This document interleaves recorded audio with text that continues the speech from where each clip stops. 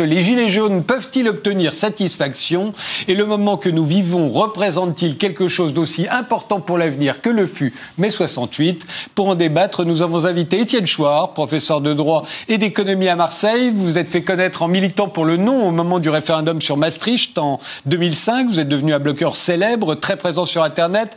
Votre passage dans Ce soir ou jamais, que j'animais sur France Télévisions, a été vu plus de 39 millions de fois. Vous militez pour une profonde transformation des institutions de la Ve République, grâce à, notamment pour faire une démocratie directe, on va dire, pour être simple. Qu'est-ce qui pourrait mettre un terme à la révolte des Gilets jaunes pour vous, Étienne Chouard? Il faut d'abord que les Gilets jaunes règlent leurs problèmes de représentation, comme nous autres citoyens devrions, au niveau de la société aussi, nous devrions réfléchir à la représentation, on en parlera peut-être tout à l'heure. Il faudrait ensuite qu'ils fixent leurs propres revendications, qu'est-ce qu'il y a d'important, et le réduire à peu de choses pour que ce soit plus facile à négocier, parce qu'il y a peu de choses. À mon avis, ils devraient avoir réglé l'urgence, par exemple, en disant TVA à 0 sur les produits de première nécessité, dont voici la liste. Ça, c'est pour l'urgence, parce qu'on crève, on manque trop d'argent. Et puis pour le reste, il faut instituer notre puissance et on demande le référendum d'initiative populaire, mais dont nous écrivons, nous, disent les Gilets jaunes, dont nous écrivons, nous, les termes. Et on vous demande d'inscrire ce que nous avons écrit dans notre Constitution qui institue notre puissance en toute matière. Et pour arrêter le mouvement, il suffirait de dire oui. Ouais. Une partie du peuple, peut-être, mais il n'y a pas le peuple dans la rue. Il n'y avait pas le peuple samedi. Il y a les classes populaires, en tout cas, qu'on avait. Non, mais il y a toute une partie du peuple qui est dans les banlieues. Par exemple, on ne le voit pas tellement avec les Gilets jaunes. Là, c'est plutôt ce qu'on appelle la France périphérique. C'est plutôt la. Étienne Chouard ? Il n'y a pas tout le monde, mais il y a des gens qui sont complètement en déni de représentation. Ils ne sont pas représentés dans la politique.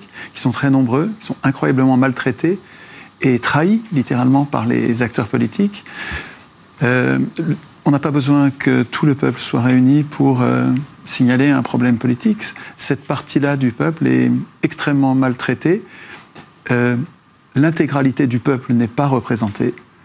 Bon, il y a une partie qui souffre particulièrement, qui descend dans la rue et qui représente les autres. Je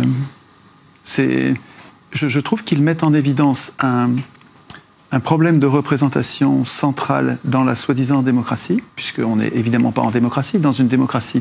On est dans une démocratie représentative. Oui, mais qui est un oxymore, qui est une escroquerie parlementaire. Je veux dire, le niveau d'exigence politique sur le mot démocratie monte. Nous parlons de plus en plus grâce à Internet, nous parlons de plus en plus et notre niveau d'exigence grandit.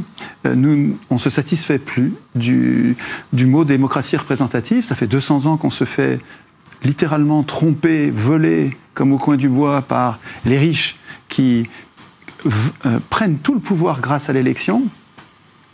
Donc tout le monde se méfie de l'élection du même coup. Et on s'aperçoit bien que pour changer les choses, il ne faut pas compter sur les élus. Ce n'est pas les élus qui vont changer le système, c'est eux qui l'ont mis en place.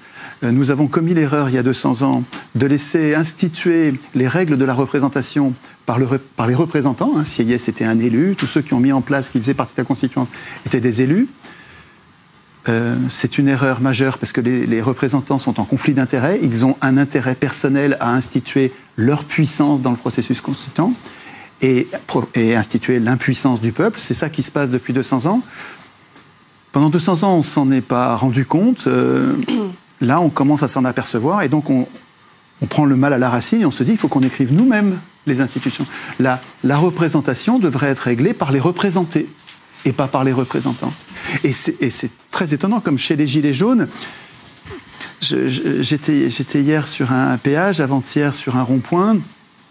C'est enthousiasmant. Ces gens-là ont un problème, un fichu problème de représentants, le même que tous les citoyens ont. Nous avons le même problème que eux ont, et ils sont en train de refuser, ils commencent par refuser la représentation tant que les règles de la représentation ne sont pas fixées. Ils ont du mal à la fixer parce que ils sont sur des ronds-points où il y a un bruit épouvantable. C'est difficile de parler sur un péage où tout le monde klaxonne. Et les klaxons de camions, ça fait un barouf du diable. Mais ils se mettent à l'écart pour y réfléchir. Et je pense que c'est exemplaire ce qu'ils sont en train de vivre. Il va falloir qu'ils partent d'une méfiance de la représentation, je trouve ça très sain, et il va falloir qu'ils règlent les problèmes de savoir comment on désigne nos représentants, pour quel mandat, comment on va les contrôler quand ils vont négocier, est-ce qu'ils vont négocier pour prendre les décisions à notre place, ou est-ce qu'ils vont préparer les décisions et nous les ramener pour que nous les votions. Donc, c'est pas eux qui ont le pouvoir, c'est toujours nous qui l'avons, ils ne servent qu'à préparer les décisions. Et on va les contrôler avec les lives comme Facebook, on arrive à les suivre pendant leurs négociations pour voir s'ils nous représentent bien. Et comment on va pouvoir les révoquer quand on estime qu'ils nous ont pas bien représentés. Toutes ces règles-là, s'ils arrivent à les écrire sur des paperboards dans les salles où ils préparent le travail, puis ensuite sur le péage quand ils amènent leur paperboard en disant est-ce que vous êtes d'accord pour ça, quand ils vont établir les règles de la représentation, ils sont exemplaires, ils font quelque chose que nous devrions tous faire. Nous avons abandonné depuis 200 ans cette réflexion constituante sur la qualité de la représentation, sur la définition des termes de la représentation. Les Gilets jaunes sont en train, je ne sais pas si vous avez vu, dans leurs revendications, il y a le référendum d'initiative populaire qui n'est pas un sujet législatif comme tous les autres, qui est un sujet constituant. Et je pense que dans la foulée de cette réflexion sur le processus constituant, ils vont dire mais il faut aussi qu'on réfléchisse sur les médias, sur le 4e, 5e pouvoir par rapport au législatif, exécutif, judiciaire.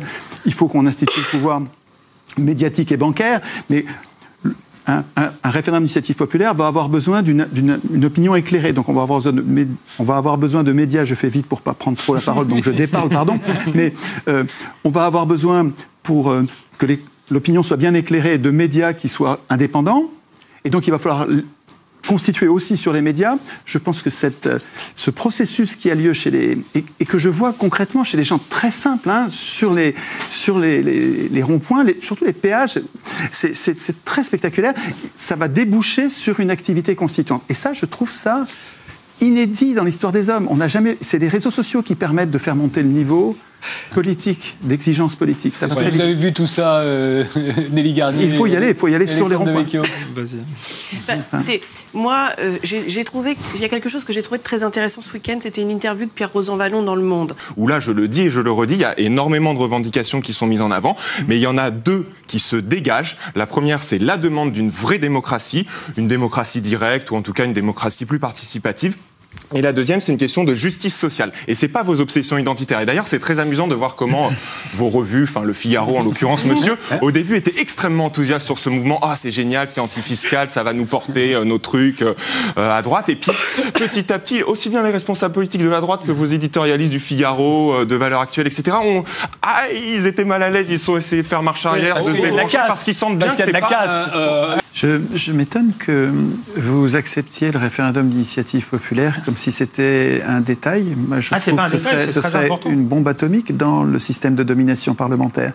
Dans le régime actuel, que vous acceptez d'appeler démocratie, alors que moi ça me paraît violemment antidémocratique, nous n'avons rigoureusement aucun pouvoir de décider. Nos représentants ont déjà détruit le droit du travail en inversant la hiérarchie des normes. Ils sont en train de détruire la sécurité sociale en supprimant les cotisations sociales, donc en affamant les services publics. Sous nos yeux désolés et impuissants, nous ne pouvons rien faire. Rien faire. Si nous avions un référendum d'initiative populaire, nous pourrions, ça veut dire de notre propre initiative, nous pourrions nous poser, sans attendre qu'un prince ait l'obligeance de bien vouloir nous poser les questions qui nous intéressent, nous pourrions poser les questions qui nous semblent importantes. Par exemple, quels sont les services publics qu'on veut financer comme il faut? Quels sont les biens publics que nous refusons de vendre? On ne veut pas vendre les barrages, on ne veut pas vendre les autoroutes, on ne veut pas vendre les aéroports, etc. Donc, cette réforme du référendum d'initiative populaire, elle rendrait au peuple à la fois l'initiative et le pouvoir de décider des normes qui lui permettraient de se défendre. Donc c'est tout à fait décisif, si vous en êtes d'accord, mais c'est remarquable. Je trouve que c'est remarquable. Si la gauche et la droite arrivent à tomber d'accord sur le fait que le peuple peut décider lui-même des questions qui lui importent et des normes qu'il veut mettre en place, on va avancer. D'ailleurs, ça m'étonne. Il suffirait que Emmanuel Macron annonce cela à 20h, par exemple, et là, ça changerait tout. Avec peut-être un bémol, parce que il y a plusieurs façons d'écrire une institution. Et les référendums d'initiative populaire qui existent dans les différentes constitutions sont dotés de garde-fous, entre guillemets, parce que les fous, c'est nous. En Suisse, c'est modeste, les garde-fous. Si vous avez 100 000 personnes... Alors oui, non, mais il n'y a pas que le nombre... Oui, vous avez raison, il y a un des garde-fous qui est le nombre de personnes qui peut déclencher le référendum, mais il y a aussi les sujets sur lesquels on peut aborder. Les Suisses ne peuvent pas imposer une loi, par exemple, peuvent modifier leur constitution. Les Italiens ne peuvent pas modifier la loi fiscale, ne peuvent pas modifier les traités, ne peuvent pas contester les traités. Or, nous, précisément, ce qu'on aimerait, c'est pouvoir contester les traités qui ont été signés sans notre accord. Je vous rappelle qu'en 2005... D'ailleurs, c'est une réplique, sans notre accord, oui, c'est une réplique de 2005 et du nom qui avait été... Qu'est-ce que ça vous a fait, ce qui s'est passé en 2008 ? Le 4 février 2008, la trahison absolue où Sarkozy, après avoir signé le traité de Lisbonne, qui contient mot pour mot, dans le désordre, mais mot pour mot, ce que nous venions de refuser par référendum, il nous l'impose par voie parlementaire. Bon, c'est un viol, ça. Hein. Enfin, c'est une violence, littéralement. Juste pour répondre, je suis d'accord sur le référendum d'initiative populaire. Aucun souci, exactement comme vous l'avez dit. Je mettais juste en garde contre ce qui pourrait être une discussion à l'infini, comme on l'a vu dans d'autres mouvements. Je parlais de Nuit debout ou d'Occupy Wall Street, où ça n'a pas mené à grand-chose. Un mot de Nelly, et ensuite on fait une pause. Je vais vous dire pourquoi moi je suis plutôt favorable au référendum. Je suis favorable au référendum parce qu'on a des institutions qui sont quand même solides. D'initiative populaire ou référendum? Alors, qui a l'initiative? C'est pas le même, hein. Ça change tout. Mais je ne suis pas opposée à l'idée du référendum d'initiative populaire. Je vais vous dire pourquoi. Parce que 89 000 forces de l'ordre déployées sur tout le territoire, 8 000 rien qu'à Paris. Certains quartiers de la capitale sont complètement calfeutrés. De nombreux monuments et magasins sont fermés au public et aux touristes aujourd'hui. C'est le cas de la Tour Eiffel, du musée du Louvre ou bien des grands magasins. Fermeture également de 36 stations de métro. Nous, ce qu'on veut, c'est mettre des gens à l'Élysée, des gens qui soient sensés, qui soient citoyens, un peu comme Coluche-Balavoine. Des gens qui veulent vraiment un bel avenir pour la France. À Marseille, manifestation dans le calme, près de 2000 personnes, vous le voyez, qui ont défilé sur la Canebière avant de rejoindre la préfecture de région.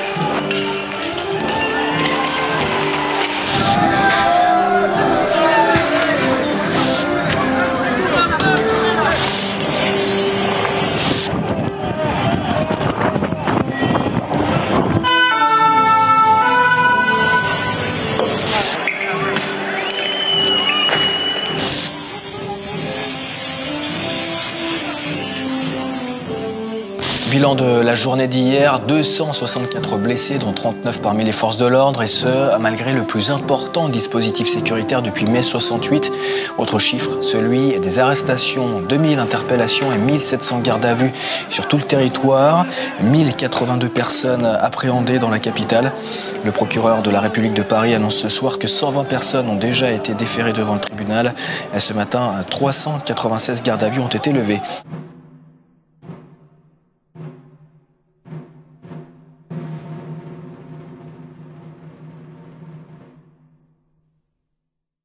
Et au contraire, puis la population, même malgré la casse, pour l'instant, continue à soutenir le parce qu'elle attribue la responsabilité des violences au gouvernement et à l'inflexibilité d'Emmanuel Macron. Et oui, puisqu'on parle de la violence, on parle de cette violence-là sans parler de la violence qu'il a déclenchée. En fait, c'est comme si on condamnait quelqu'un qui est en train de se faire violer, de se débattre contre son violeur sans parler de la violence du violeur. Enfin, c'est complètement déconnant. Cette violence-là, elle est rien, elle est dérisoire par rapport à l'immense violence sociale qui est faite aux gens.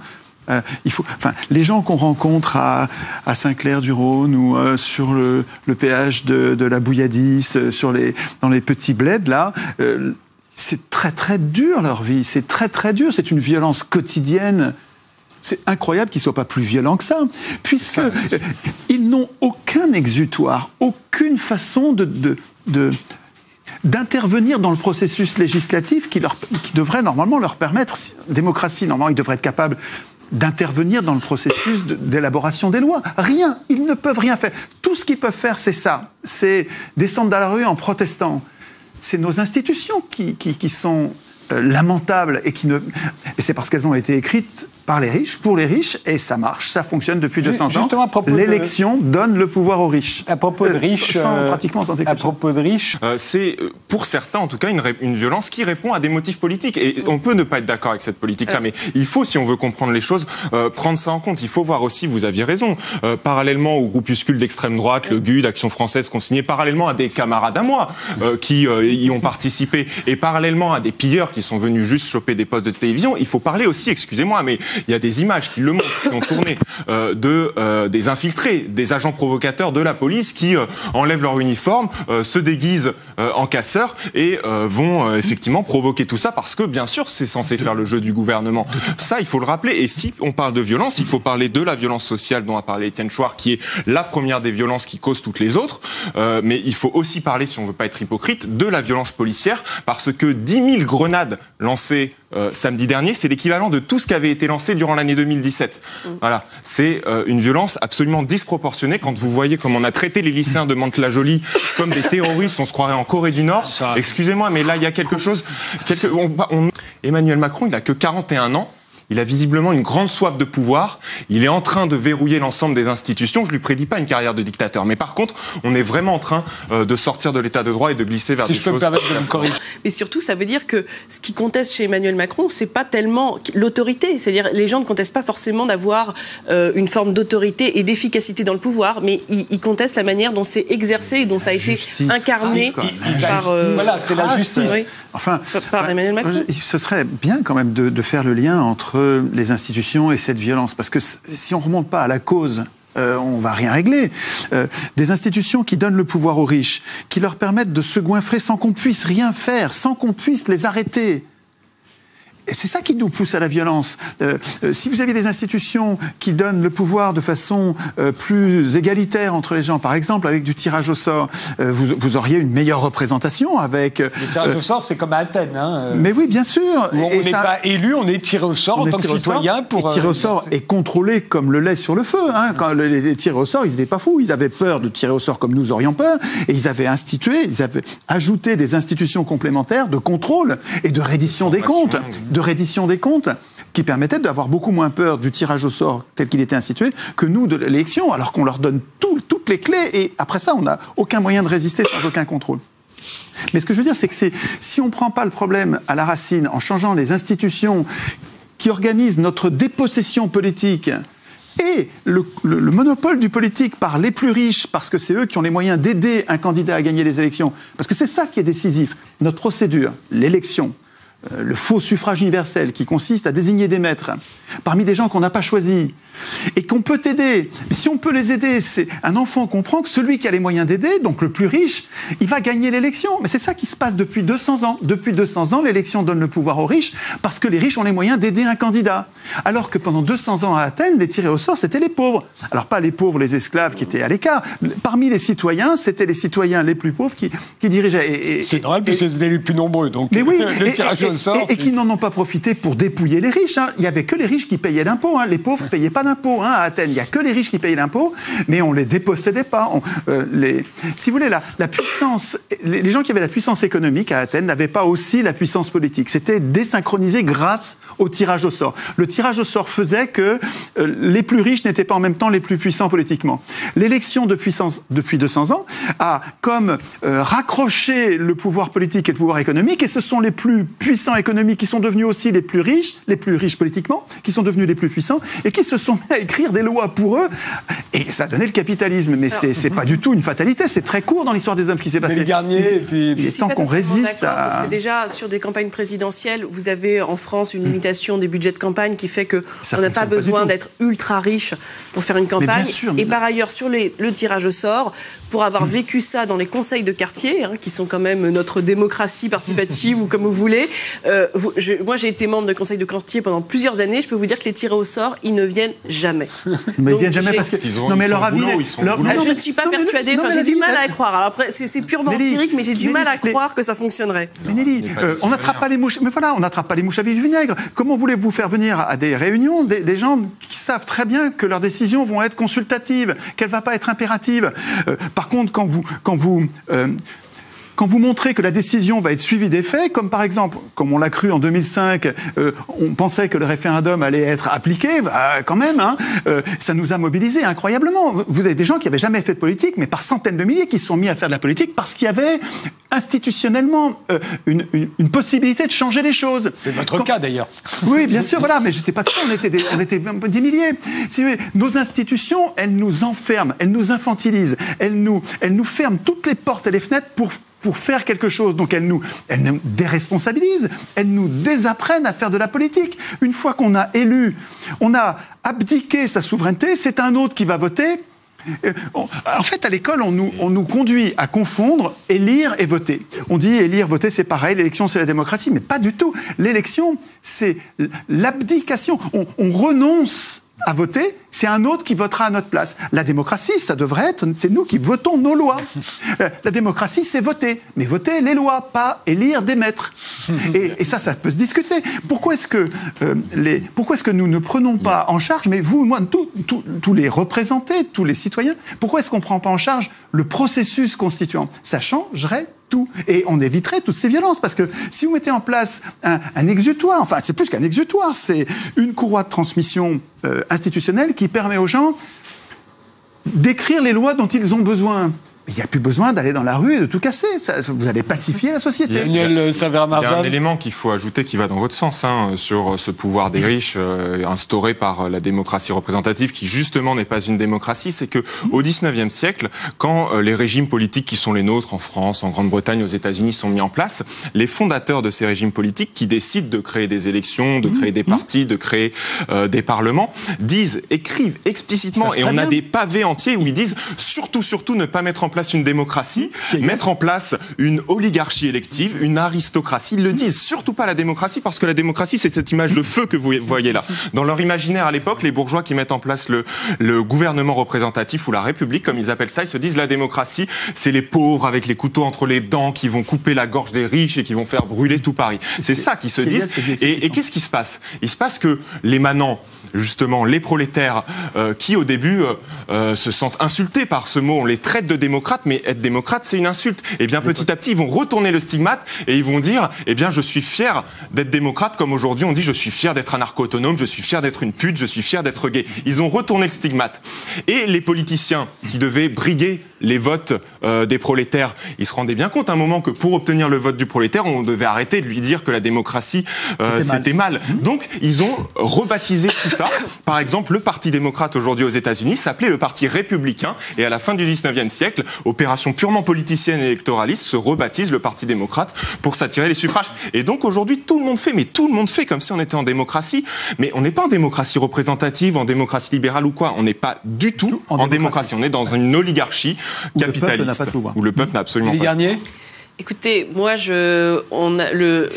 gens disent ça très simplement. Oui, et je pense que c'est vraiment sur les sujets qui reviennent. Après, je vous dis, le débat sur les institutions, qui devait être la grosse réforme Macron, il a commencé à mourir, il n'intéressait personne. Il n'intéresse personne parce qu'on n'est pas invité, on n'a pas voix au chapitre. Ça ne nous intéresse pas parce que c'est pas normal que ce soit les élus qui discutent de la Constitution. C'est les seuls qui devraient être à l'écart de la Constitution. Les ministres, tous les professionnels de la politique devraient, ils ont un intérêt personnel dans le processus constituant à écrire leur puissance. Donc c'est très dangereux de les laisser écrire la Constitution.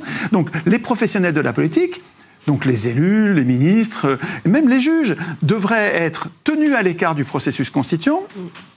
Et c'est les autres qui devraient l'écrire. Alors quand on les voit en train de modifier la Constitution, mais c'est comme un joueur de poker qui changerait les règles tout seul. Enfin, il faudrait déprofessionnaliser la politique. C'est pas normal que ce soit ces gens qui votent pour leur propre salaire. Il nous reste 5 minutes.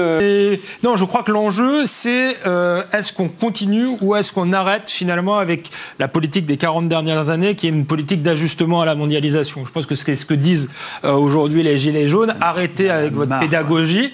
On a très bien compris, on a fait notre diagnostic, ce système ne marche pas et il faut une rupture claire. Et je pense que Emmanuel Macron doit faire sentir qu'il a compris cela, qu'il est pas seulement le président des 23% qui l'ont élu, mais de tous les Français, et que maintenant, il va pas seulement travailler pour les premiers de cordée, mais il va aussi apporter des protections au reste de la population qui est majoritaire. S'il y avait une telle rupture, ce serait aussi important que mai 68, qui en son temps a joué mais je pense qu'elle va avoir lieu un jeu de pivot comme ça. Exactement, je pense qu'elle est en train d'avoir lieu partout dans les démocraties occidentales, si on continue à les appeler comme ça, qui vont devenir de plus en plus illibérales. Mais ça se fera peut-être pas par Macron ce soir, mais c'est dans le sens effectivement de l'histoire. Mai 68 a gagné en 80. Exactement. Alors que l'heure aurait dû être à la gravité et l'heure aurait dû être à tout faire en sorte pour maintenir cette unité nationale. Manuel Saverabet. Oui, on a beaucoup entendu, à commencer par le gouvernement ces dernières semaines, une opposition entre le mouvement écologique et le mouvement des Gilets jaunes, entre l'urgence climatique et l'urgence sociale. Moi, s'il y a un mot que j'ai à dire, c'est que, en fait, ces deux mouvements se battent contre le même ennemi. Cet ennemi, il a un nom simple, il s'appelle le capitalisme, et je vais vous expliquer pourquoi en un seul point.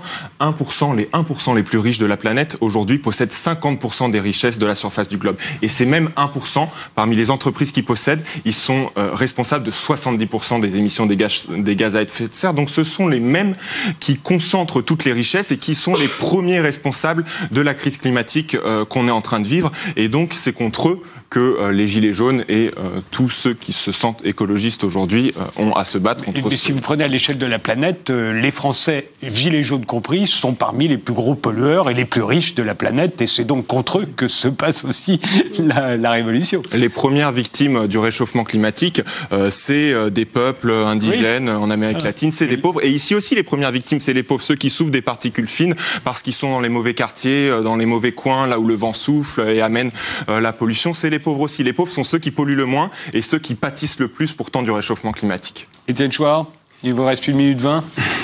Moi, ce que j'observe dans les péages, par exemple à Saint-Clair-du-Rhône, c'est une mutation. Ils font des ateliers constituants. Et ça, je trouve que c'est révolutionnaire. C'est même évolutionnaire, parce que révolution, on revient au point de départ.